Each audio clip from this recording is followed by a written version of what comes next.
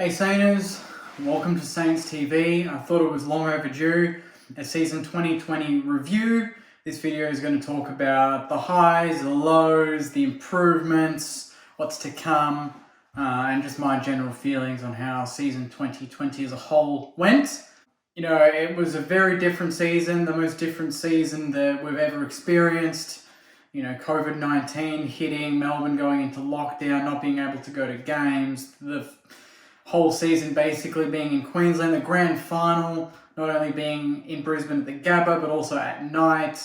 There was a lot of change, a lot of different circumstances that the clubs had to deal with, and it could have been something that, you know, a lot of fans would have been worried could derail, what could potentially be a successful season for their club. Some clubs did go that way. Some really struggled when people thought they'd be good.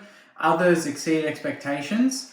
And that's one of our clubs. That's the club that we love, St Kilda. We exceeded expectations.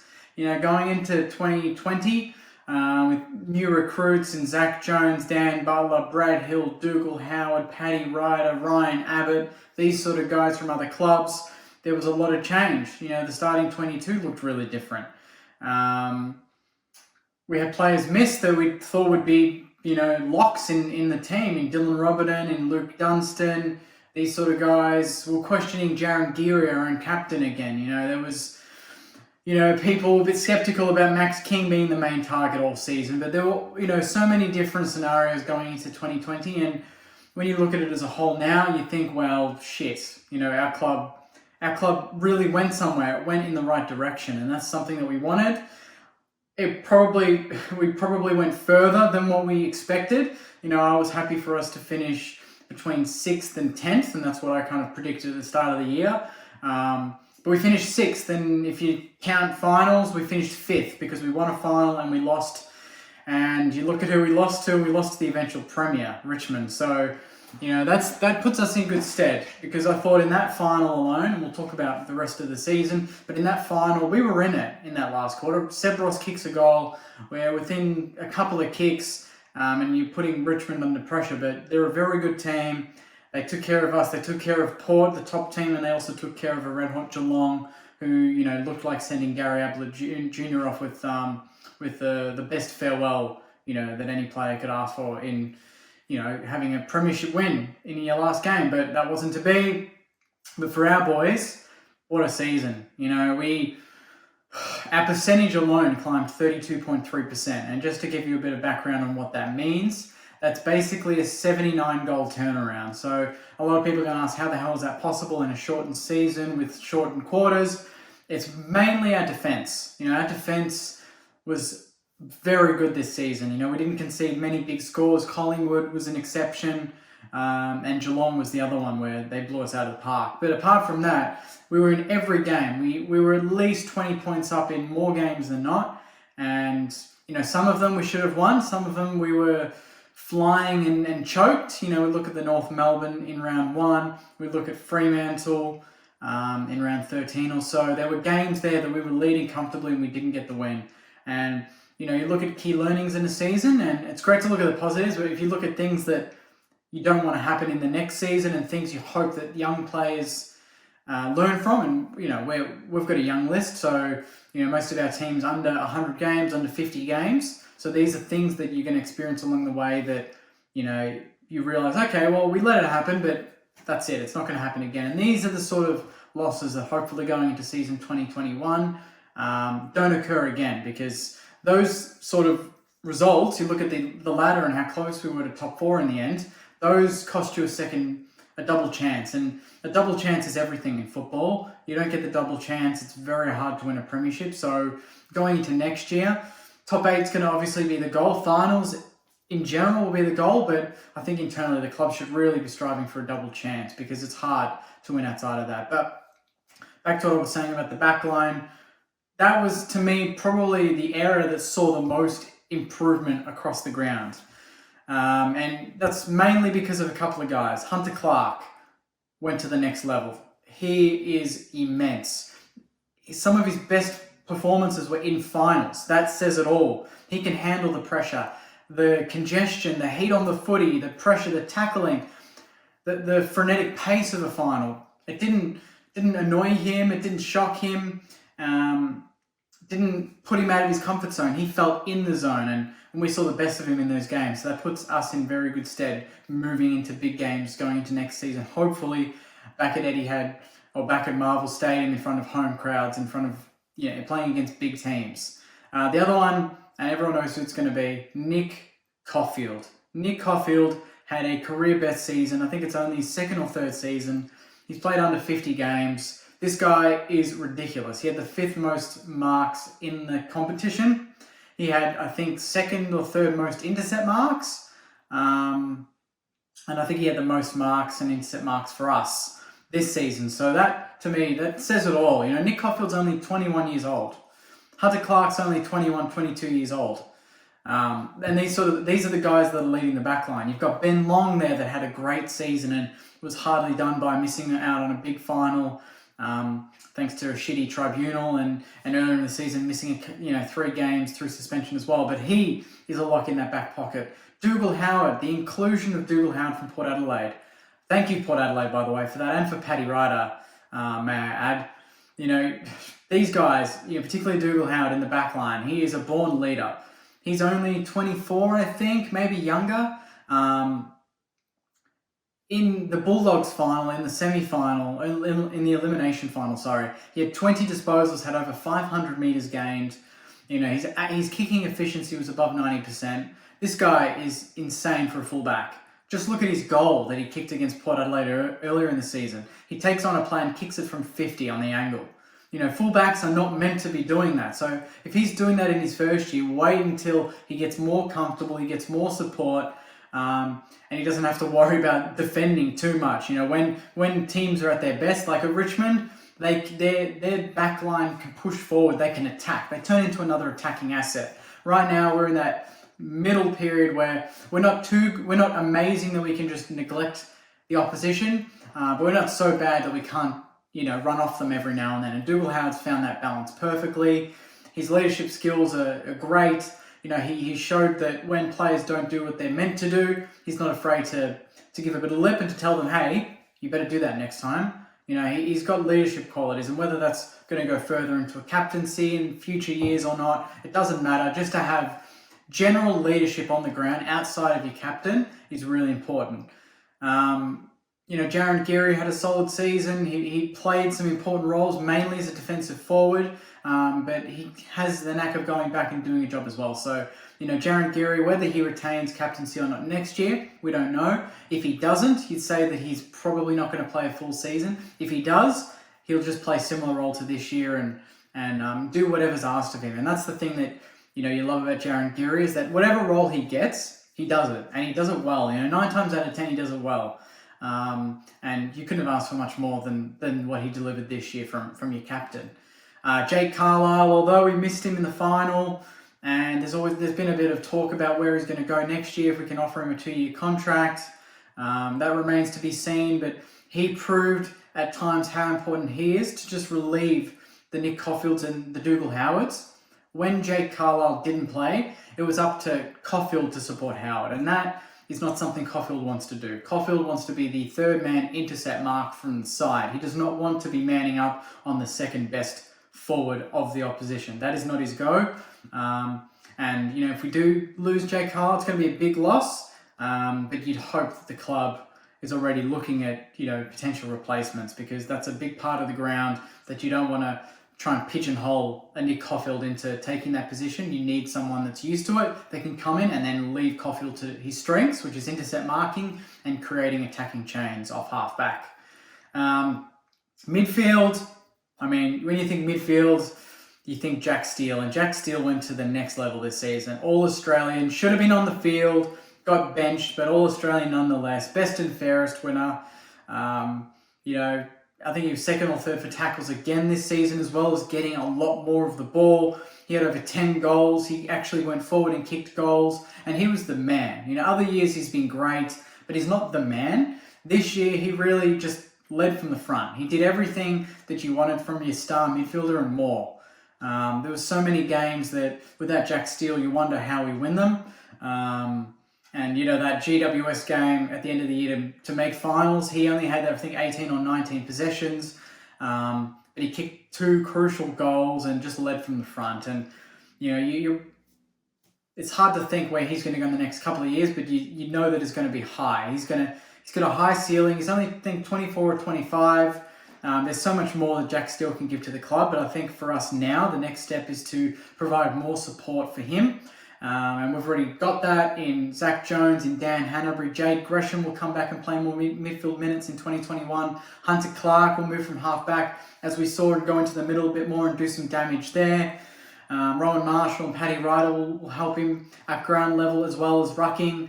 Brad Hill, Jack Billings, these sort of guys have got the potential to move into the middle if their tanks allow it. And obviously Brad Hill's got a big tank, so you wonder if that's a potential opportunity for Ratton to put Brad Hill and try and get him into the play a bit more, as opposed to being outside the play.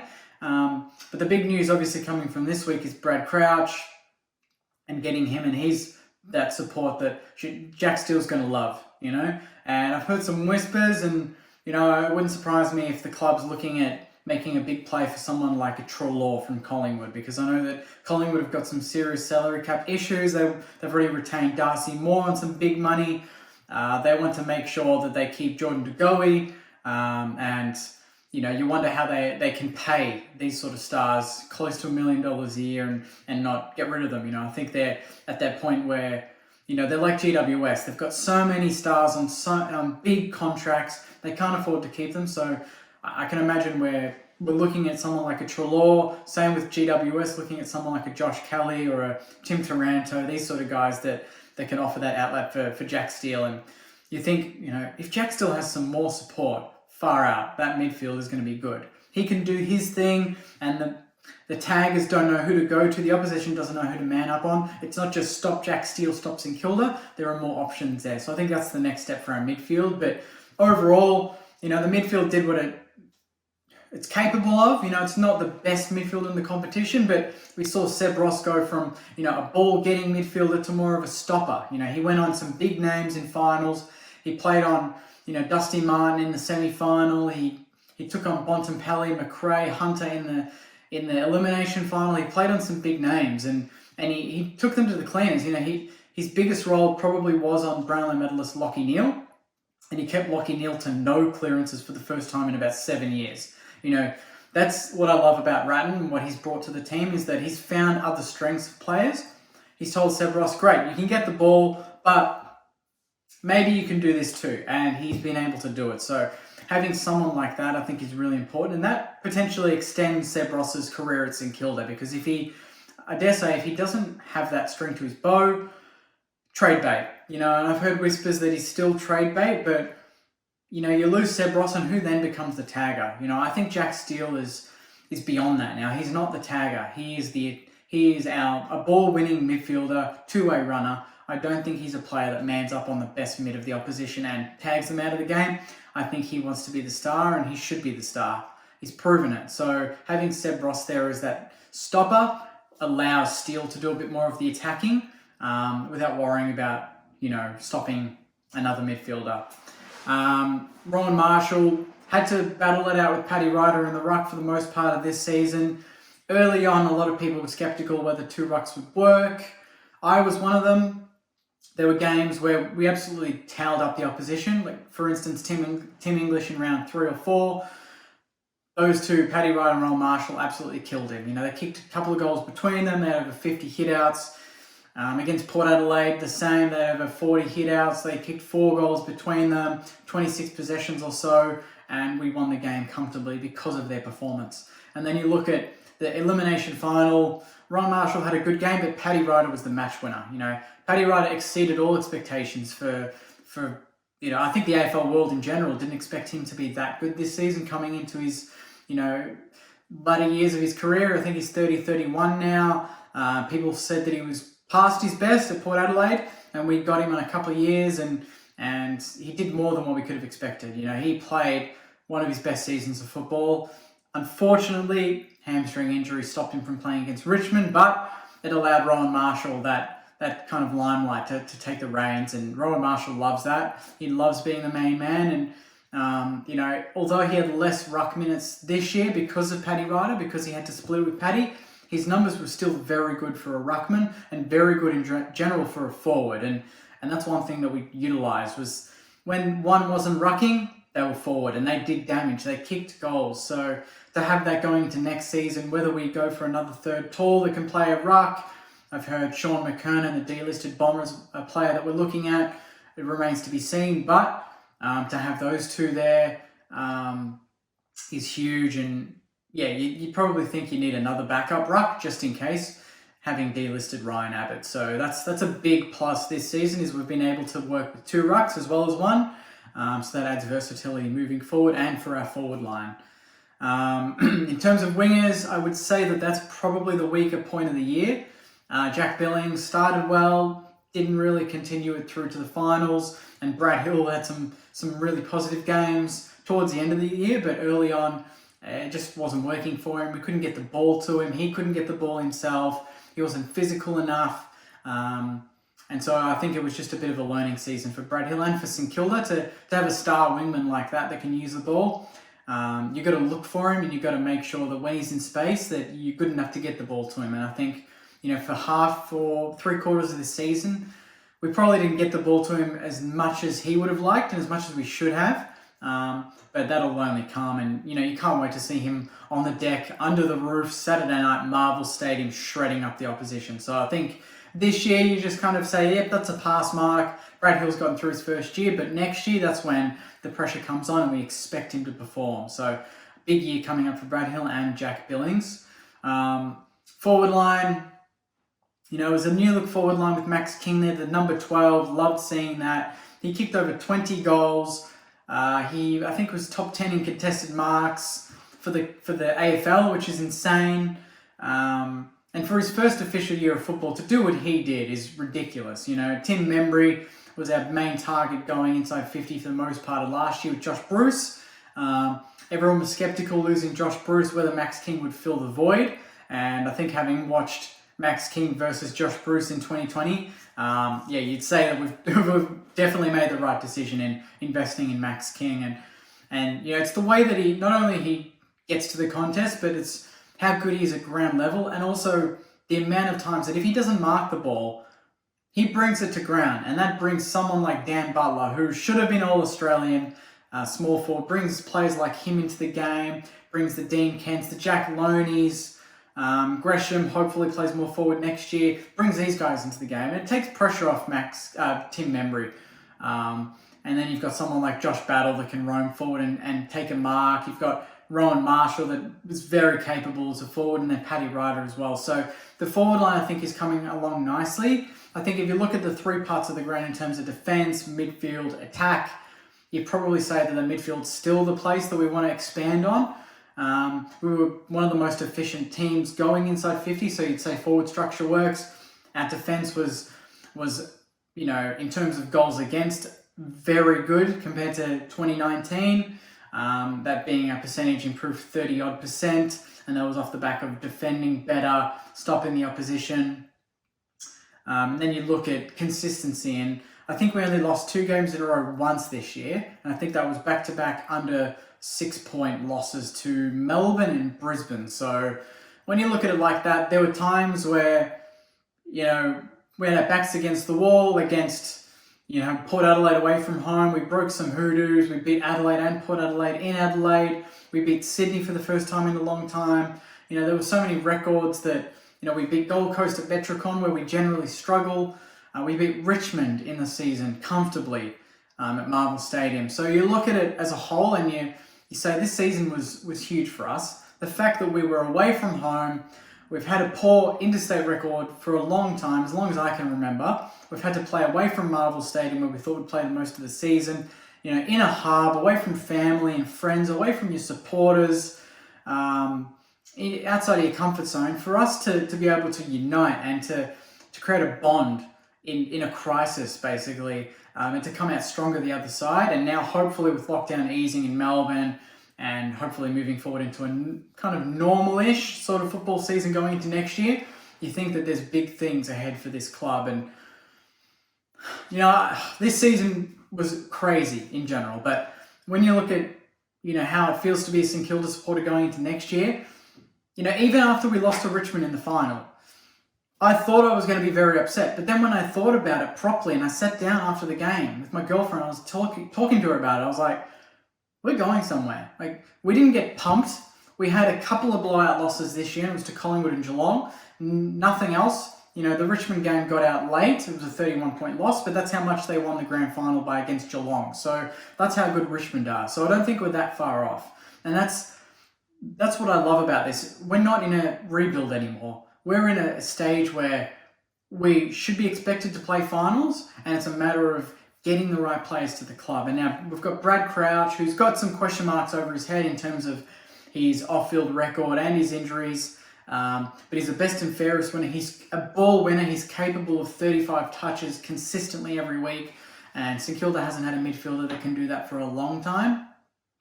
And you just wonder what else is in the pipeline. I've heard rumours that Luke Dunstan, Jimmy Webster are off to Adelaide, and that relieves us of some more cap space. Seb Ross potentially to Carlton.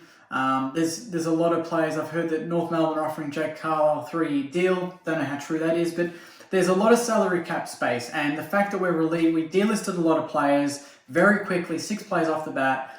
You've got Dunstan and Jimmy Webster, who probably combined take up about $900K of the salary cap.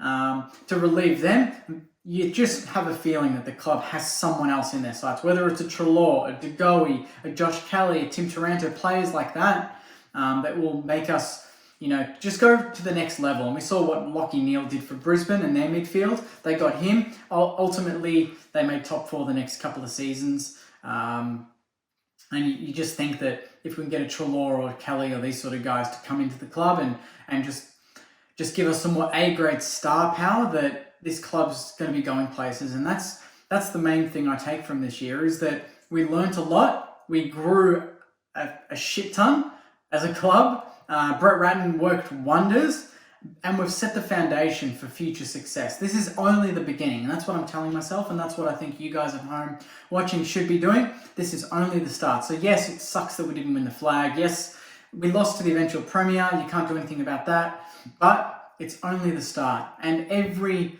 strong premiership tilt starts somewhere. Even Richmond started somewhere. They nearly sacked Damien Hardwick 5 years ago. 5 years ago, they could have changed, and they would not be where they are now. Dusty Martin would not be a 3-time Norm Smith medalist. Damien Hardwick would not be a 3-time premiership coach, and Trent Cotchin wouldn't be a 3-time premiership captain. So, history hindsight is a beautiful thing, but you just know that the way Brett Ratton coaches, the way he's united the club, created a family environment. Everyone loves each other. Everyone wants to play for the badge, play for the red, white, and black again. And he's created an environment that's that other players want to come to. That Brad Crouches are nominating us, Brad Hill. There's big players that want to come to Moorabbin and play for the club, and that's something that hasn't been, that the club hasn't looked like doing in years. So this club has come from nothing 2 years ago to being something, and to being a top 8 contender, and hopefully next year a top 4 contender. So I think the only step forward for us is to improve the midfield, top up in a few areas that we need to. If we lose Jake Carlisle, you get another tall, maybe another supporting third tall forward ruck, and then definitely another gun mid or 2 would be great. Some more depth players. And then you move into, hoping for just general improvement from the Hunter Clarks, the Caulfields, the Greshams, the Bytels, the Burns, the Butlers, the Kings, these sort of guys, Battle, Dougal Howard, just general growth from these players, because they all are nowhere near their peak yet. They're in the bracket of 20 to 26 years old. You hit your peak around 25 to 28. None of them are close to that yet. We've got a lot in the 24 bracket and a lot in the 20 to 23 bracket. So once those guys get another year or 2 under their belts, this club will be seriously close to a flag. And I'm so excited to see what we do about it. I hope you guys are too. I know this is probably not the most detailed season review, but I just wanted to cover what I thought of the year, the standouts for me, and where I think we're going to go in some trade news. So I hope you enjoyed it, guys. I really appreciate it. If you haven't already subscribed to Saints TV on YouTube, please do. Make sure you like the video, comment your thoughts, tell me what your highlight was, your key learning, and what needs to improve going into season 2020, and I'll read them and respond to them when I can. But until then, guys, I hope you have a wonderful off season. Hopefully some big trade news coming up as of next week when trade season starts. And I'll see you going into a big 2021 season. But until then, guys, have a great rest of your 2020. Stay safe and healthy, and go you mighty Sainers.